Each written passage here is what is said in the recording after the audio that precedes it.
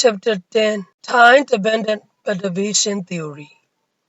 အရင် Chapter 9 တုန်းကအချိန်ပေါ်မှာမိခိုမှုမရှိတဲ့ Hamiltonian တွေနဲ့သက်ဆိုင်တဲ့ stationary state တွေကိုလေ့လာဖို့အတွက် approximation method 3 ခုကိုအသုံးပြုခဲ့တယ်။ Time Independent Perturbation Theory, Variational Method, WKB Approximation Method တို့ဖြစ်တယ်။ အခု Chapter 10 မှာအချိန်ပေါ်မှာမိခိုးနေတဲ့ Hamiltonian တွေနဲ့သက်ဆိုင်တဲ့ dynamic state တွေကိုလေ့လာမှာဖြစ်တယ်။အဲ့ဒီ dynamic state တွေရှိတဲ့ system တွေကိုလေ့လာဖို့အတွက် Time Dependent Perturbation Theory ကိုအသုံးပြုမယ်။အထူးသဖြင့် Time Dependent Perturbation Theory ဟာ energy level တစ်ခုကနေနောက် energy level တစ်ခုကိုကူးပြောင်းတဲ့ quantum system တွေရဲ့ transition တွေကိုလေ့လာတဲ့နေရာမှာအလွန်သုံးဝင်တယ်။စောစောကပြောခဲ့သလို dynamic system တွေဆိုတာကအချိန်နဲ့လိုက်ပြီးတော့ဖြစ်ပေါ်ပြောင်းလဲနေတဲ့ system တွေကိုပြောတာဖြစ်တယ်။အဲ့ဒီ system တွေရဲ့ time evolution ကိုပေါ်ပြကြတဲ့ picture အမျိုးအစားတွေက၃ခုရှိတယ်။ Schrödinger picture, Heisenberg picture, interaction picture တို့တဲ့ Schrödinger picture က time independent Hamiltonian ရှိတဲ့ system တွေအတွက်အသုံးပြုကြတာများတယ်။ Heisenberg picture နဲ့ interaction picture ဒီနှစ်ခုကတော့ time dependent Hamiltonian ရှိတဲ့ system တွေအတွက်အသုံးပြုကြတာဖြစ်တယ်။ function တွေ operator တွေရဲ့ time evolution ကိုလေ့လာဖို့အတွက်ဒီ picture အမျိုးအစားတွေကိုအရင်ဆုံးလေ့လာကြည့်ရအောင် The Schrödinger picture ၃ခုထဲကတစ်ခုဖြစ်တဲ့ Schrödinger picture ကိုလေ့လာကြည့်အောင် အချိန်နဲ့လိုက်ပြီးတော့ဖြစ်ပေါ်ပြောင်းလဲနေတဲ့ time evolution system တွေကို Schrödinger picture သုံးပြီးတော့လေ့လာတယ်ဖော်ပြတယ်ဆိုတာကဖော်ပြနေကြပဲဖြစ်တယ်သုံးနေကြပဲဖြစ်တယ် quantum dynamics တွေကို time dependent Schrödinger equation နဲ့အမြဲဖော်ပြကြတယ် Schrödinger picture မှာ state vector sign တွေဟာအချိန်ပေါ်မှာလုံးဝမိခိုတယ်ဒါပေမဲ့ operator တွေကတော့မိခိုမှုမရှိဘူးဒါက Schrödinger picture ရဲ့အဓိကအချက်ဖြစ်တယ် state vector psi of t ရဲ့ time evolution ကို time evolution operator u နဲ့ဖော်ပြမှာပဲဖြစ်တယ် psi of t equal u of t, t naught psi of t naught ဖြစ်တယ် psi of t naught ဆိုတာကစာအုပ်အချိန် t naught မှာရှိတဲ့ state psi of t ဆိုတာကနောက်အချိန်တစ်ခု t မှာရှိတဲ့ state ဖြစ်တယ်အဲ့ဒီ state နှစ်ခုရဲ့ဆက်သွယ်ချက်ကိုဒီ time evolution operator u နဲ့ဖော်ပြမှာပဲဖြစ်တယ်အချိန် t မှာရှိတဲ့ state နဲ့အချိန် t naught မှာရှိတဲ့ state အဲ့ဒီ state နှစ်ခုကို time evolution operator u နဲ့ဆက်သွယ်ပေးထားတာပဲဖြစ်တယ် t naught ဆိုတာကစာအုပ်အချိန် t ဆိုတာကနောက်ဆုံးအချိန်ဖြစ်တယ် t ဟာ t naught ထက်များမယ် t ဟာ t naught ထက်ကြီးတယ်အဲ့ဒါလို့မဟုတ်ဘဲနဲ့ t ဟာ t naught နဲ့တူခဲ့မယ်ဆိုရင်တော့ state ဟာအချိန်နဲ့လိုက်ပြီးတော့မပြောင်းတော့ဘူး time evolution မရှိတော့ဘူး state ဟာ evolve မဖြစ်တဲ့သဘောဖြစ်တယ်အဲ့ဒီအခါမှာ time evolution operator u of t naught, t naught သူဟာ1ဖြစ်ရမှာပဲဖြစ်တယ် u ဟာ operator ဖြစ်တဲ့အတွက်ကြောင့်မလို့သူဟာ unique operator တစ်ခုဖြစ်သွားမယ် unique operator ဆိုတာက metric နဲ့ပြောမယ်ဆိုရင် diagonal element တွေမှာ1ရှိနေတဲ့ square metric တစ်ခုဖြစ်မယ်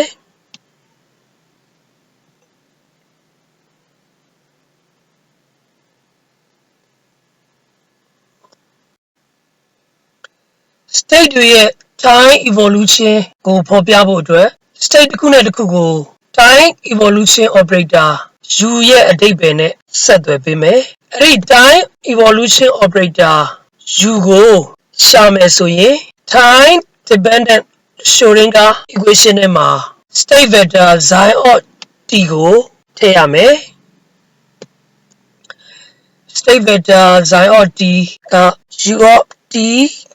t နော် xi of t နော်ဖြစ်တယ်ပြီးတော့ဒီ xi of t နော်ကိုညီမျှခြင်းနှစ်ဖက်စလုံးမှာရှိတဲ့အတွက်ကြောင့်ခြေလိုက်မယ်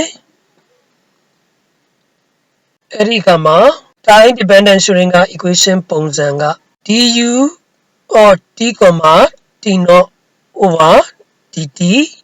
equal minus I over h bar h u of t, t နော်ဆိုပြီးတော့ဒီညီမျှခြင်းကိုရရှိမှာပဲဖြစ်တယ်ဒီ equation ကိုဖြည့်ရှင်းလိုက်ရင် time evolution operator u of t, t နော်ကိုရရှိမှာပဲဖြစ်တယ်ဒါပေမဲ့ဒီ first order differential equation ထဲမှာ Hamiltonian h ကိုကြည့်ရမယ်ဒီ Hamiltonian h ကအချိန်ပေါ်မှာမိခိုသလားမမိခိုဘူးလားဆိုတဲ့ပေါ်မှာမူတည်ပြီးတော့ဒီ first order differential equation ကိုဖြည့်ရှင်းရမှာပဲဖြစ်တယ်ခုပထမဦးဆုံး Hamiltonian h ကအချိန်ပေါ်မှာမမိခိုဘူးဆိုပြီးတော့စဉ်းစားလိုက်မယ်အဲ့ဒါဆိုရင်တော့ဒီ first order differential equation ကိုဖြည့်ရှင်းရတာကလွယ်တယ် separation of variable လုပ်မယ် u of t ကိုတစ်ဖက်မှာလာပို့ dt ကိုလည်းတစ်ဖက်မှာသွားပို့ပြီးတော့ညီမျှခြင်းနှစ်ဖက်စလုံးကို integrate လုပ်မယ် limit က t not to d t not to d ဆိုပြီးတော့ညီမျှခြင်းနှစ်ဖက်စလုံးကို integrate လုပ်မယ် du over u ကို integrate လုပ်လိုက်တဲ့အခါ LLU ဆိုပြီးတော့ရမယ်ပြီးတော့ upper limit t not t နဲ့ upper limit t နဲ့ lower limit t not တို့ကိုထည့်မယ်ဒါက upper limit t ဒါက lower limit t not ထည့်မယ်ပြီးတော့နှုတ်မယ်ဒီဘက်မှာလဲ integral t not to t dt prime ကိုဖြည့်ရှင်းလိုက်တဲ့အခါ t ရမယ် t ကိုမှ upper limit တွေ lower limit တွေထည့်လိုက်တဲ့အခါ t minus t not ရရှိမှာပဲဖြစ်တယ်ဟောဒီ u of t not, t not ကရှေ့မှာပြောခဲ့သလိုသူက unit operator ဖြစ်တယ်1ဖြစ်တယ် ln1 က0ရသွားမှာပဲဖြစ်တယ်ဒါကြောင့်ဒီဟာကြီးတစ်ခုလုံးက ln တစ်ခုလုံးက0ဒါကြောင့်ဒီညီမျှခြင်းဘက်မှာ ll u of t, t not ပဲကျန်ခဲ့မယ် ln ကိုညီမျှခြင်းတစ်ဖက်ကိုရွှေ့လိုက်တဲ့အခါ exponential ဖြစ်သွားမယ်အဲ့ဒီခါမှာတော့ time evolution operator u ဟာ exponential power minus I times t minus t not h over h bar ဆိုပြီးတော့ရရှိလာမှာပဲဖြစ်တယ်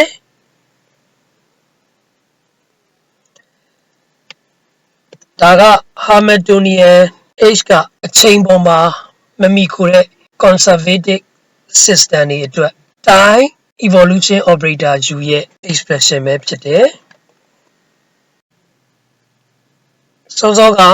Hamiltonian h ကအချိန်ပေါ်မှာမမိခိုဘူးမမိခိုတဲ့အတွက်ကြောင့်မလို့ time evolution operator u ရဲ့ expression ကိုလွယ်ကူစွာဖြည့်ရှင်းနိုင်ခဲ့တယ်အခု Hamiltonian h ကအချိန်ပေါ်မှာမိခိုခဲ့မယ်ဆိုရင်တော့ဒီ first order differential equation ကိုဖြည့်ရှင်းရတာပြောသလောက်မလွယ်တော့ဘူးပြီးတော့ Hamiltonian h ကအချိန်ပေါ်မှာမိခိုတယ်အချိန်တစ်ခုမှာရှိတဲ့ Hamiltonian နဲ့နောက်အချိန်တစ်ခုမှာရှိတဲ့ Hamiltonian တို့ဟာကွန်မြူဖြစ်သလားကွန်မြူမဖြစ်ဘူးလားဆိုတာလဲထပ်ပြီးတော့ကြည့်ရအောင်မယ်အခု Hamiltonian h ကအချိန်ပေါ်မှာမိခိုတယ်အချိန်တစ်ခုမှာရှိတဲ့ Hamiltonian နဲ့နောက်အချိန်တစ်ခုမှာရှိတဲ့ Hamiltonian တို့ကလည်းကွန်မြူဖြစ်ခဲ့မယ်ဆိုရင်ဆိုပြီးတော့ဒီ first order differential equation ကိုဖြည့်ရှင်းမယ် ပထမဦးဆုံး separation of variable လုပ်မယ် variable တွေကိုညီမျှခြင်းနှစ်ဖက်မှာခွဲရေးလိုက်မယ်တစ်ဖက်မှာ u ထားမယ်တစ်ဖက်မှာ t ထားလိုက်မယ်ပြီးတော့ integration ကို t 0ကနေ t ကို integrate လုပ်မယ် du over u ကိုတော့ integrate လုပ်လိုက်တဲ့အခါမှာ ll u of t, t0 minus ll u t0, t0 ဆိုပြီးတော့ upper limit lower limit တွေကိုထည့်ပြီးတော့ထားမယ်ပြီးတော့ u of t0, t0 က1ဖြစ်တယ်ဒါကြောင့် ll u t0, t0 က0ဖြစ်သွားလိမ့်မယ်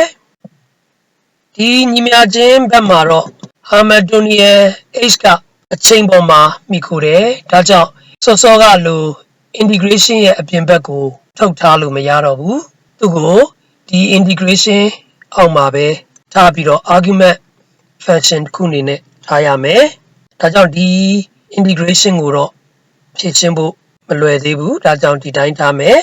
ln ကိုနှစ်ဖက်စလုံးကို exponential ယူလိုက်မယ်အဲ့ဒီအခါမှာ u of t, t0 က exponential power minus I over h bar integral t0 to t h of t prime dt prime ဆိုပြီးတော့ time evolution operator u ရဲ့ expression ကချိန်ပေါ်မှာမိခိုတဲ့အခါမှာ Hamiltonian h ကအချိန်ပေါ်မှာမိခိုတဲ့အခါပြီးတော့အချိန်တစ်ခုမှရှိတဲ့ Hamiltonian နဲ့နောက်အချိန်တစ်ခုမှရှိတဲ့ Hamiltonian တို့ကလည်း commute ဖြစ်နေတဲ့အခါမှာရရှိလာတဲ့ time evolution operator u ရဲ့ expression ပဲဖြစ်တယ်အခု Hamiltonian ကအချိန်ပေါ်မှာမိခိုတယ်အချိန်တစ်ခုမှရှိတဲ့ Hamiltonian နဲ့နောက်အချိန်တစ်ခုမှရှိတဲ့ Hamiltonian တို့ဟာ commute မဖြစ်ဘူးဒီလိုအခြေအနေမှာ Hori first order differential equation ကိုဖြေရှင်းပြီးတော့ time evolution operator u ရဲ့တန်ဖိုးကိုရှာမှာဖြစ်တယ်ပထမဆုံးညီမျှခြင်းနှစ်ဖက်စလုံးကိုအချိန် t နဲ့ t0 ကနေ t ထိ integrate လုပ်မယ်ဒီဘက်မှာ t prime နဲ့ dt prime တို့ဟာမရှိတော့ဘူး integral t0 to t du က u of t, t0 minus u of t0, t0 ဖြစ်သွားမယ် integration ရဲ့ upper limit တွေဟောဒီ lower limit တွေကိုထည့်ပြီးတော့ရလာတဲ့ integration ရဲ့အဖြစ်ဖြစ်တယ် u of t0, t0 က identity operator ဒါ1ဖြစ်မယ် minus 1ကိုညီမျှခြင်းရဲ့တစ်ဖက်မှာပို့လိုက်မယ် plus 1ဖြစ်သွားမယ်ဒီဘက်က integration ကိုတော့ integrate လုပ်လို့မရသေးဘူးဒီတိုင်းထားမယ်အဲ့ဒီကမှာ first order differential equation ကိုဖြည့်ရှင်းပြီးတော့ရလာတဲ့ time evolution operator u ရဲ့ဖြေက 1 minus I over h bar integral t0 to t h of t prime u of t prime, t0 dt prime ဆိုပြီးတော့ရရှိလာမှာဖြစ်တယ်ဒီ u ရဲ့ expression ဟာ integration ပုံစံနဲ့ရရှိနေတယ်ဒါကြောင့်သူ့ကို iterative process နဲ့မှ u ရဲ့အဖြေကိုရှာလို့ရမှာဖြစ်တယ်ဟောဒီ u နေရာမှာထက်ကဒီ u ရဲ့ expression ကိုပြန်ထည့်ပြီးတော့ရှာမှာဖြစ်တယ်ဟောဒီ u of t prime, t0 နေရာမှာသူ့ရဲ့ expression ကိုပြန်ထည့်ဒါဆိုရင် u of t prime, t0 က 1 minus I h bar I over h bar integral t0 to t h of t double prime ဖြစ်မယ် t တွေက double prime ဖြစ်မှာပေါ့အဲ့ဒါလိုပြန်ထည့်ဒါဆိုရင် order တစ်ခုရနောက်တစ်ခါလဲအဲ့အတိုင်းပဲဟောဒီ u of t double prime, t0 နေရာမှာလဲသူ့ expression ကိုပြန်ထည့်မယ်အဲ့ဒီကမှာ u of e double prime d naught are 1 minus I over h bar integral d naught to t h or t ဒါကကျတော့သုံးခါဖြစ်သွားမယ် triple prime ပေါ့ဒါတွေက triple prime နေဖြစ်မယ်အဲ့ဒါလိုပဲ t triple prime နဲ့သက်ဆိုင်တဲ့ u ရဲ့ညီမျှခြင်းကိုထပ်တဲ့အဲ့လိုထပ်ခါ repetition ထည့်သွားမှာဖြစ်တယ်အဲ့ဒီကမှာ series တွဲလိုက်ကြီးရရှိလာမယ်အဲ့ဒီ series ကို Dyson series လို့ခေါ်တာဖြစ်တယ်ဒီ Dyson series ပုံစံကို time dependent perturbation theory ရဲ့အစပိုင်းမှာသူ့ရဲ့အသုံးချမှုကိုတွေ့ရှိလာမှာဖြစ်တယ်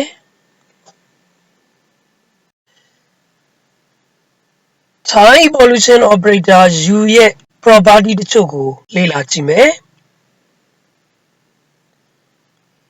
multiple time evolution ပုံစံစဉ်းစားကြည့်အောင်အချိန် t3 ကနေအချိန် t1 ကို time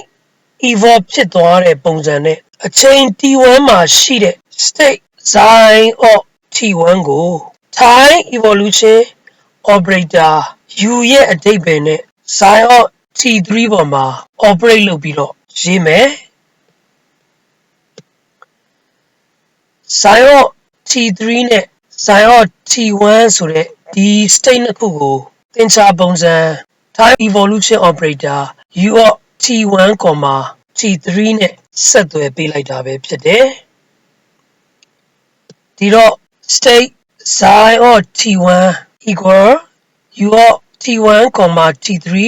psi of t3 ဆိုပြီးတော့မှ time evolution ကိုရရှိမှာဖြစ်တယ်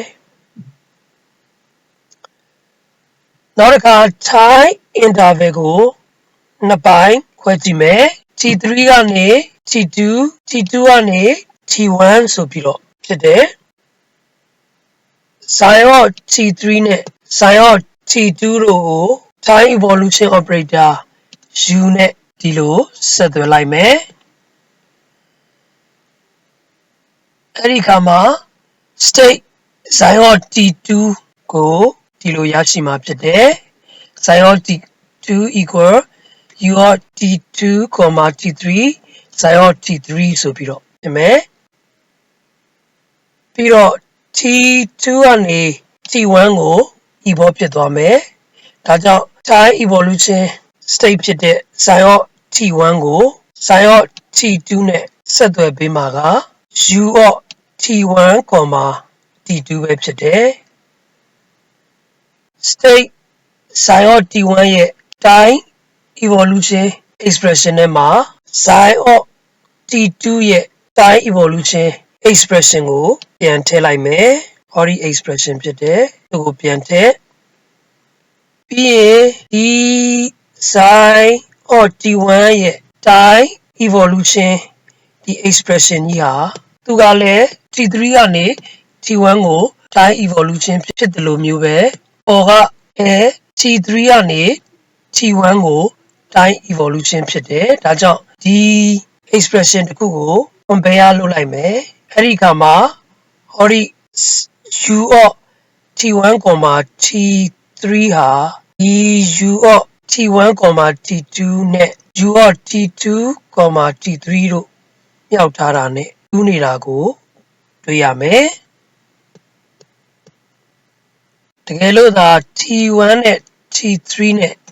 တူခဲ့မယ်ဆိုရင် t3 နေရာမှာ t1 ကိုထည့်အဲ့ဒါလိုပဲဒီနောက်မှာ t3 နေရာမှာ t1 ကိုထည့်လိုက်မယ်ထည့်လိုက်တော့ဒီ u of t1,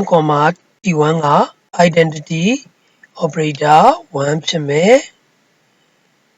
ဒါကြောင့်ဒီ expression က u of t1, t2 နဲ့ u of t2, t1 တို့မြောက်တာဟာ identity operator ကိုရမှာဖြစ်တယ်ပြီးတော့ u of t2, t1 ဟာ u of t1, t2 ရဲ့ inverse ဖြစ်တာကိုတွေ့ရတယ်ဒီ u inverse က t1, t2 u inverse က u t1, t2 join နဲ့အတူပဲဖြစ်တယ်ဒါကြောင့် time evolution operator u ဟာ unitary ဖြစ်တယ်လို့ပြောနိုင်တယ်unitary operator နဲ့ unitary transformation လုပ်မှာပဲဖြစ်တယ်။ပြန်ပြောရရင် unitary transformation ဆိုတာက picture တစ်ခုကနေတစ်ခု representation တစ်ခုကနေတစ်ခု state တစ်ခုကနေတစ်ခု operator တစ်ခုကနေတစ်ခုဆက်သွယ်ပြီးတဲ့ connection လုပ်ပြီးတဲ့ transformation ပဲဖြစ်တယ်။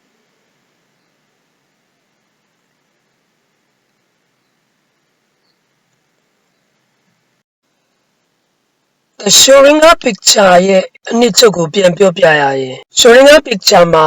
state vector တွေဟာအချိန်ပေါ်မှာလုံးဝမိခိုတယ်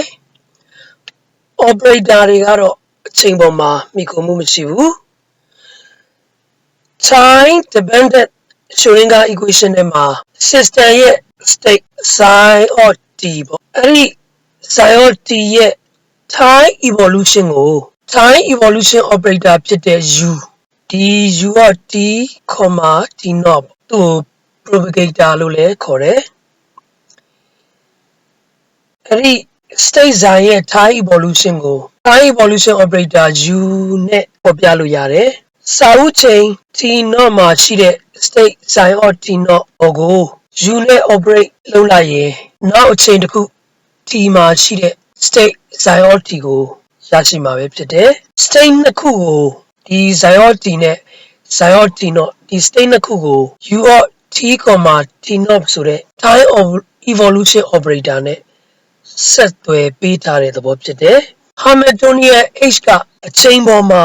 မမီခိုဘူးဆိုရင်ဒီ u ရဲ့ expression ဟာဒီလိုရရှိလာမယ်။ u of t, t naught equal e power minus I t minus t naught h over h bar ဖြစ်တယ်။ operator u ဟာ unitary ဖြစ်တယ်လို့လည်းပြောခဲ့ပြီးဖြစ်တယ်။ဒါကြောင့် unitary transformation နဲ့ representation တစ်ခုကနေနောက် representation တစ်ခုကိုတော့၎င်း picture တစ်ခုကနေနောက် picture တစ်ခုကိုတော့၎င်း transform လုပ်ပေးနိုင်ခြင်းပဲဖြစ်တယ်။ဒီ operator u ဟာ unitary ဖြစ်တယ်ဆိုတာကိုဟောသလို u တက t, t naught u t, t naught က 1 ဖြစ်တယ်ဆိုတာကိုသက်သေပြခဲ့ပြီးဖြစ်တယ်။ဒီ R1 metric အနေနဲ့ဆိုရင် unit metric ပေါ့။ပြီးတော့ unitary ပြီးတော့ time evolution operator u ရဲ့ property တွေရှိမယ်။ u of t, t က 1 ပေါ့။ t နဲ့ t နဲ့တူးနေတယ်ဆိုတာက time evolve မဖြစ်တဲ့ time evolution operator ဟာ identity operator ကိုရရှိမယ်။ identity operator ဖြစ်တယ် 1 ဖြစ်တယ်။ပြီးတော့ u ရဲ့ adjoint u တက t, t naught နဲ့ u ရဲ့ inverse of u t, t naught တို့ဟာတူသလိုပဲ u of t naught, t နဲ့လည်းတူတယ်။ဒီတွေက entry တွေကပြောင်းပြန်ဖြစ်သွားမယ် t,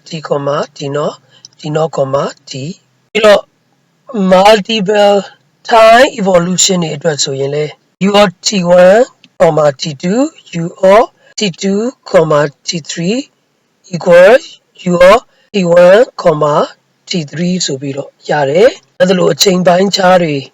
နဲ့လည်းသက်ဆိုင်တဲ့ multiple time evolution တွေအတွက်ဆိုရင် time evolution operator ကဒီလို property တွေရှိတယ်ဆိုတာကိုကြားရမှာဖြစ်တယ်။